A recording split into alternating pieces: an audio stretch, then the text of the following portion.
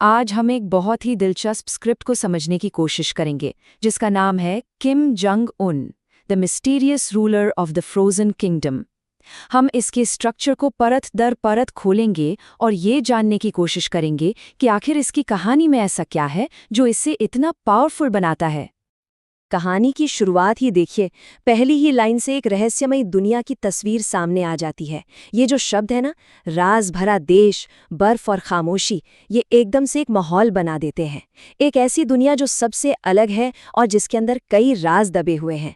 यही तो कमाल है अच्छी स्टोरी टेलिंग का। तो आज हम इस पूरी कहानी को 5 हिस्सों में देखेंगे। पहले, एक मिथिकल दुनिया कैसे बनाई जाती है। फिर एक यंग किंग के किरदार को कैसे गढ़ा जाता है। उसके बाद एक रूलर के अकेलेपन का बोझ क्या होता है। फिर देखेंगे कि असली ताकत क्या है, पावर या फिर हमदर्दी। और आखिर में हम बात करेंगे कि ऐसी कहानियों में आखिर वो कौन सी बात होती है जो हमें इतनी पसंद आती हैं। तो चलिए शुरू करते हैं। देखिए, किसी भी हीरो की कहानी तब तक दमदार नहीं लगती जब तक उसकी दुनिया दमदार ना हो, और ये स्क्रिप्ट ठीक यही करती है। शुरुआत में ही एक ऐसा माहौल बना देती है, एक ऐसा आइसोलेशन दिखाती है जो आगे आने वाले पूरे ड्रामा के लिए एक स्टेज सेट कर देता है। और ये होता कैसे है? छोटी छोटी डिटेल से, जैसे बर्फीले पहाड़, ठंडी हवाएं, अंधेरा आसमान और एक बहुत बड़ा दीवारों से घिरा हुआ राज्य। ये सारी चीजें मिलकर एक ऐसी दुनिया बनाती हैं जो पूरी तरह से कटी हुई है, रहस्यमयी है। और मन में सवाल आने लगता है कि आखिर इन दीवारों के पीछे चल क्या रहा है। तो दुनिया तो सेट हो गई। अब बारी आती है हमारे हीरो की। कहानी हमें एक ऐसे यंग प्रिंस से मिलवाती है जिसके सामने उसकी जिंदगी का पहला बड़ा चैलेंज आने वाला है। एक ऐसा इम्तिहान जो ये तय करेगा कि वो कैसा राजा बनेगा। ये एक बहुत ही क्लासिक सिचुएशन है ना? एक युवा लीडर है, उसे पावर विरासत में मिली है और फौरन ही लोग शक करने लगते हैं। सवाल उठता है, क्या ये संभाल पाएगा?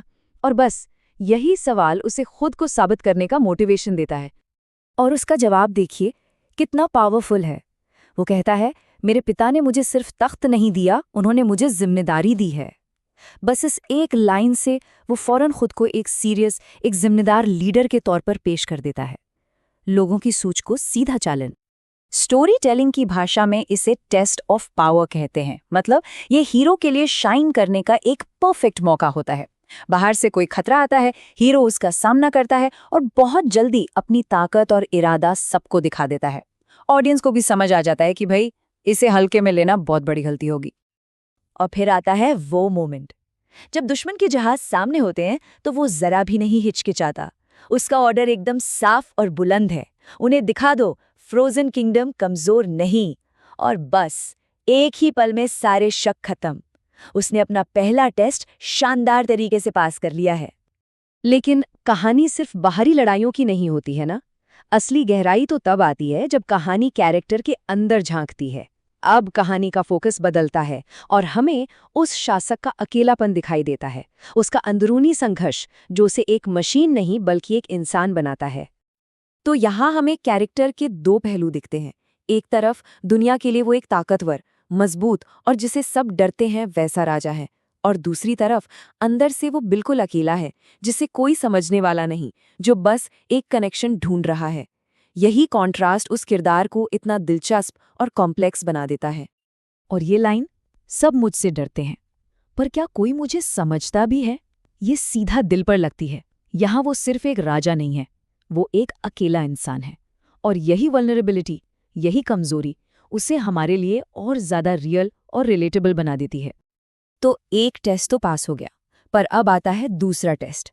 और ये ताकत का नहीं बल्कि हमदर्दी का है, करुणा का है। स्क्रिप्ट अब हमें फोर्स करती है कि हम स्ट्रेंथ की परिभाषा को बदलें।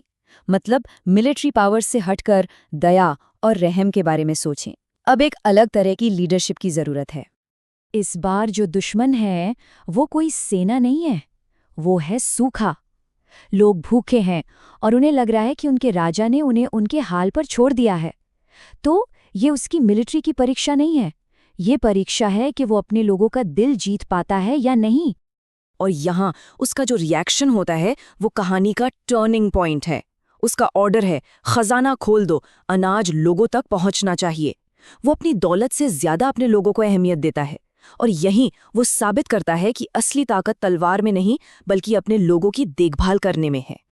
तो हमने उस किरदार के दो रूप देखे, एक जो बाहरी दुश्मनों से मिलिट्री पावर से लड़ता है और दूसरा जो अपने देश के अंदर के संकट से करुणा और हमदर्दी से निपटता है। ये उसकी पूरी जर्नी है, एक खूंखार योद्धा से एक केयरिंग रूलर बनने तक की। तो इन सब हिस्सों को मिलाकर बनता क्या है? अब हम थोड़ा पीछे हटकर देखते हैं और समझते हैं कि कहानी का ये पूरा स्ट्रक्चर इतना असरदार क्यों है, क्यों इस तरह की कहानियां लोगों को इतनी पसंद आती हैं। तो अगर हम इन सारी चीज़ों को एक साथ रखें तो हमारे पास एक मॉडर्न मिथक की रेसिपी तैयार हो जाती है। क्या क्या चाहिए? एक रहस्यमयी अलग थलग दुनिया, एक हीरो जिसे सब अंडर एस्टिमेट करते हैं, ताकत साबित करने के लिए एक बाहरी खतरा, उसे इंसान दिखाने के लिए एक कमज़ोर लम्हा और आखिर में उसके कैरेक्टर और दिल का एक फाइनल टेस्ट। ये सारे एलिमेंट्स मिलकर एक ऐसा कैरेक्टर बनाते हैं जिसकी हम सिर्फ तारीफ ही नहीं करते बल्कि उससे कनेक्ट भी कर पाते हैं, उसके लिए हमदर्दी महसूस करते हैं।